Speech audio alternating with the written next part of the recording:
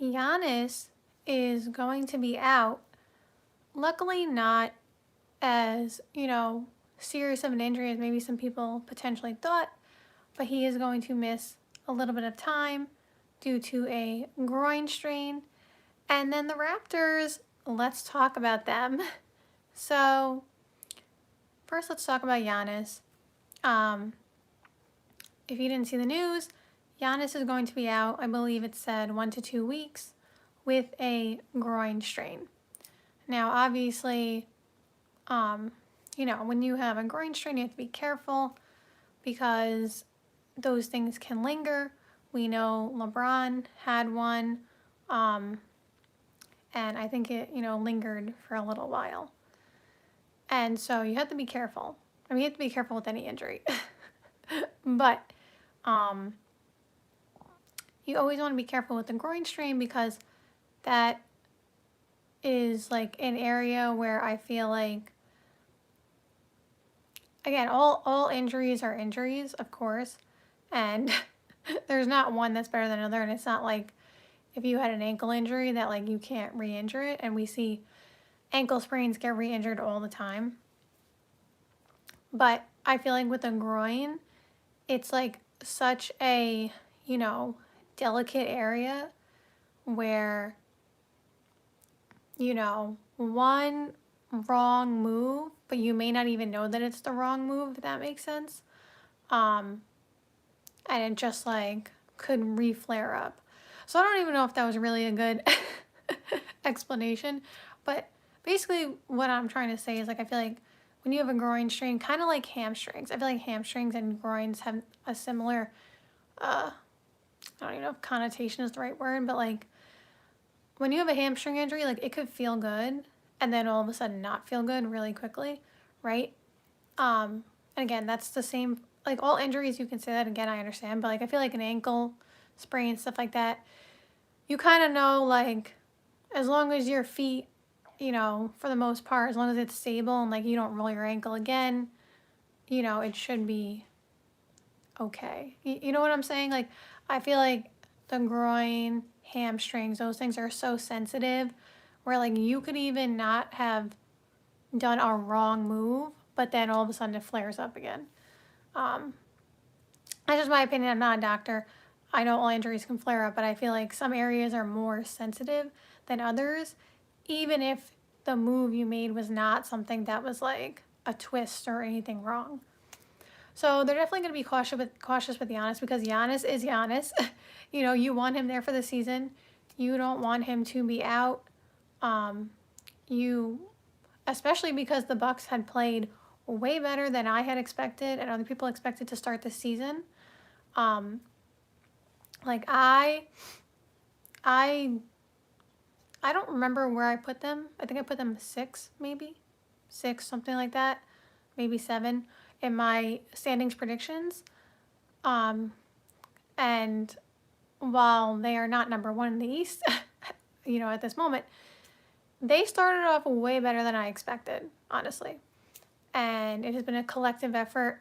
Shout out to Ryan Rollins, by the way.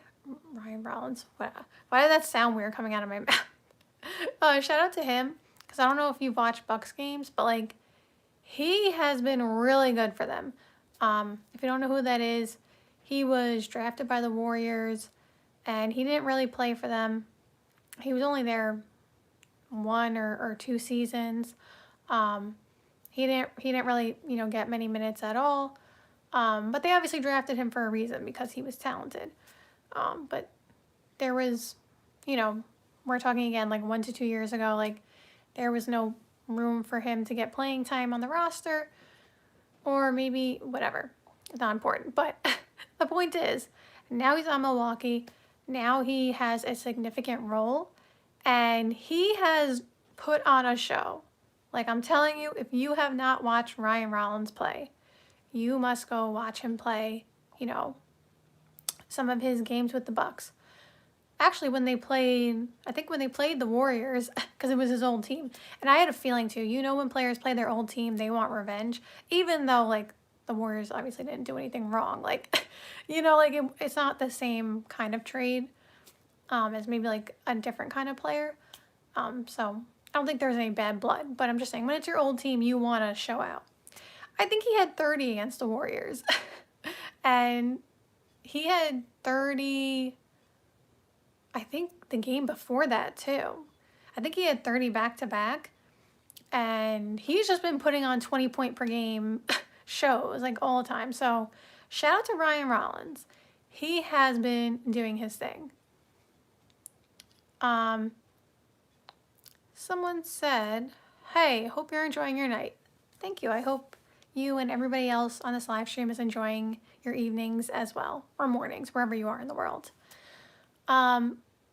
So that's Giannis. And then the Toronto Raptors. If you watch this page, you know I said, before the season started, I said my surprise team in the Eastern Conference is the Toronto Raptors.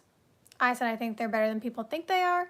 I like their core of Scotty Barnes and RJ Barrett and Emmanuel Quickley and Brandon Ingram. I think people forget that they added Brandon Ingram last year. He just didn't play because he was injured.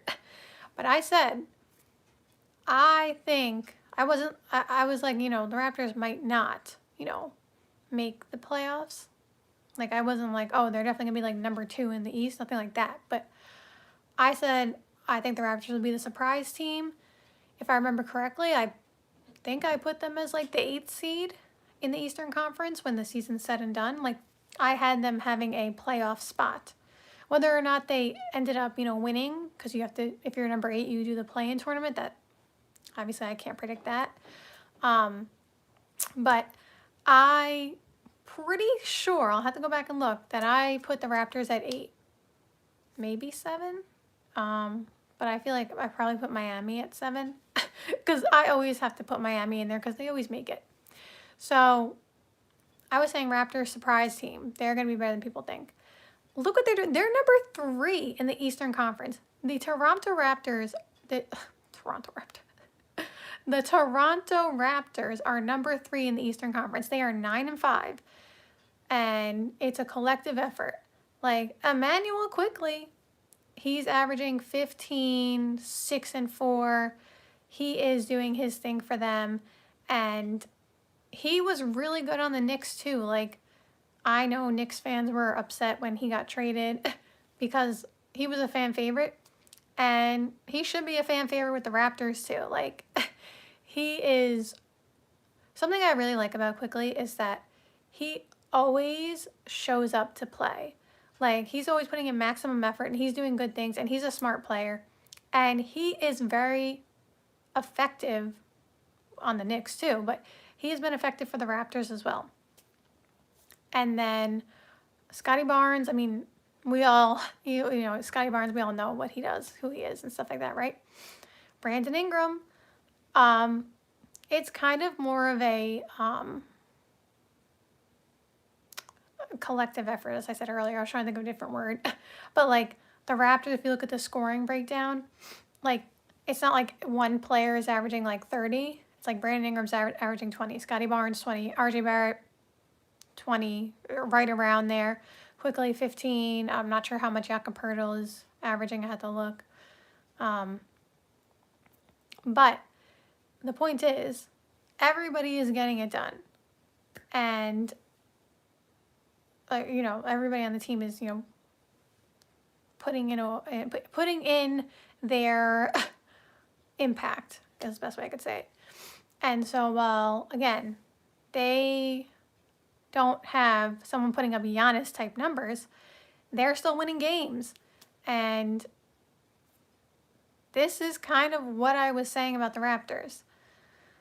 They have a lot of talent. They have a lot of different options. The only concern that I had in a way was like, Scotty, RJ, and Brandon Ingram are all kind of forwards. Like, yeah, Scotty's going to play point at times and stuff like that, and he can run the point, and we know that kind of stuff.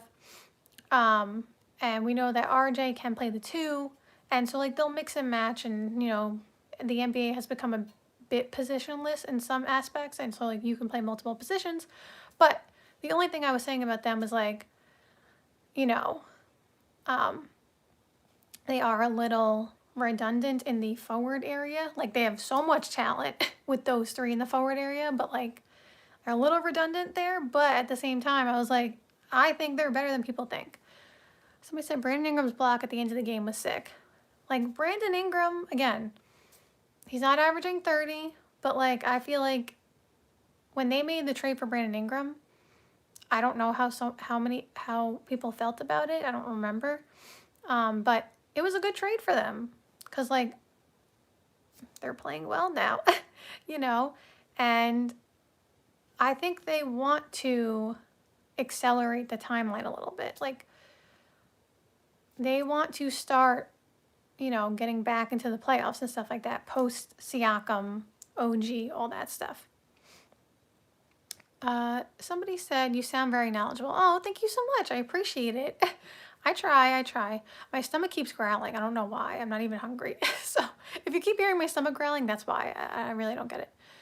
Someone said she knows everything about the NBA. Oh, thank you so much. I don't know everything. I don't claim to know everything, but I try to know as much as I can. My neck got a little stiff. Someone said, what do you think about Wemby? I think Wemby is awesome, and he's an MVP candidate currently. Cade is my pick. If you watch this page, you know Cade is currently my pick. But Wemby, he's up there too.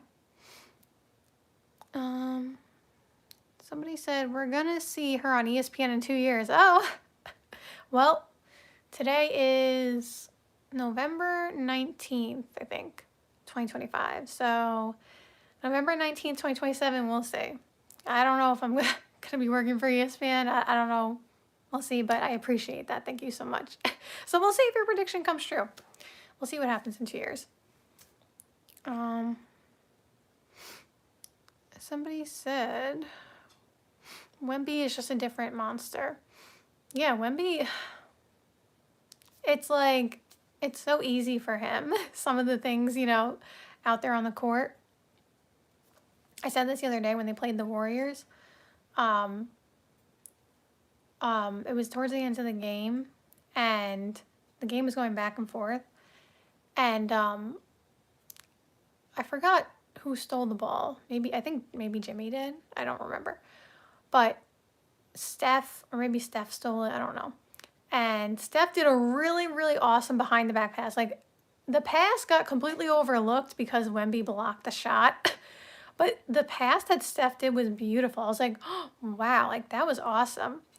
And it looked like it was going to be a layup. And Wemby came out of nowhere and blocked it. I mean, like we obviously saw him there, but like he still came out of nowhere and blocked the shot. And I was like, like Wemby is just awesome.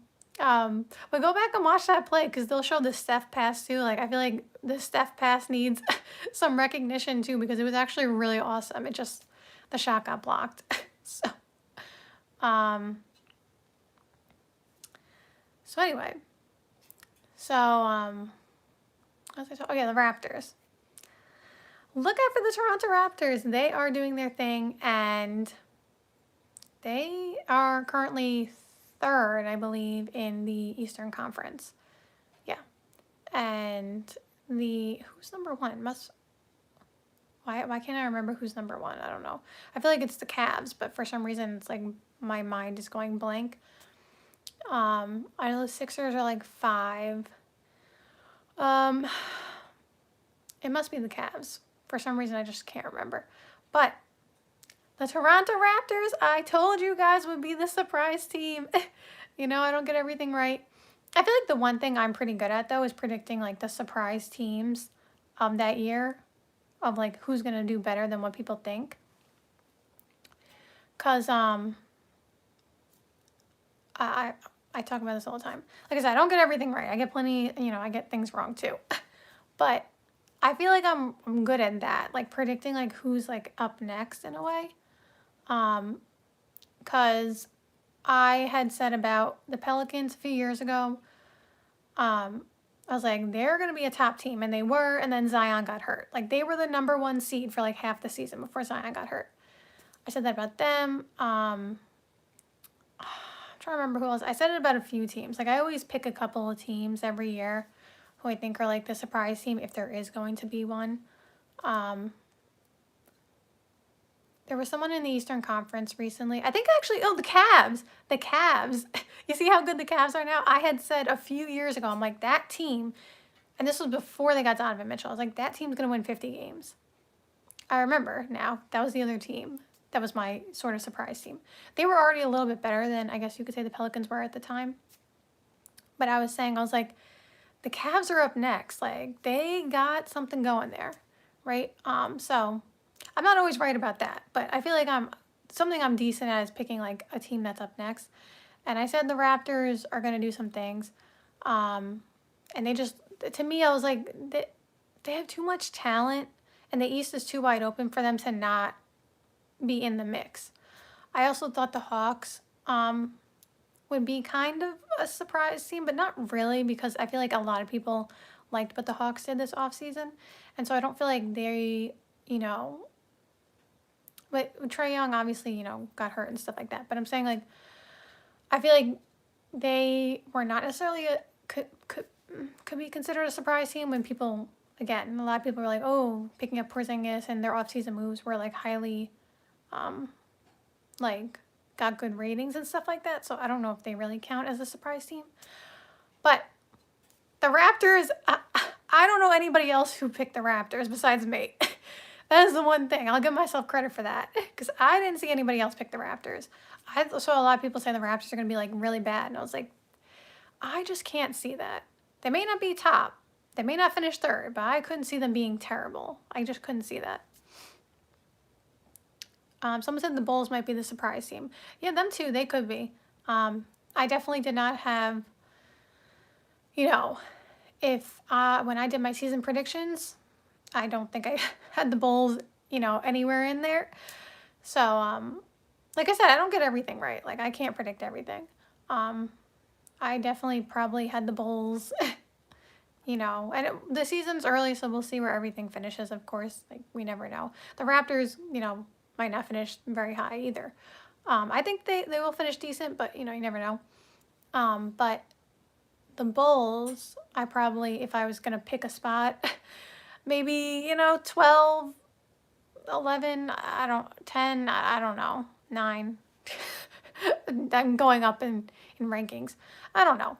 But I definitely would not have picked them, and I did not pick them to be a top 8 seed for sure. Because I wasn't, like, I like some of their players and stuff like that. Josh Giddey, of course, he got paid. I've always been a fan of Ayo Dosunmu. Did he get traded? No, he's still in the Bulls. Why am I thinking he got traded? Am I going crazy? Did Ayo Dosunmu get traded? No, he didn't, right? Why does it feel like he got traded? I don't know. I can't remember. Someone said Anthony Davis is headed to the Bulls. I don't know about that. I don't think Anthony Davis is going anywhere right now. So, thank you so much for watching this live stream. I hope you enjoyed, and see you soon.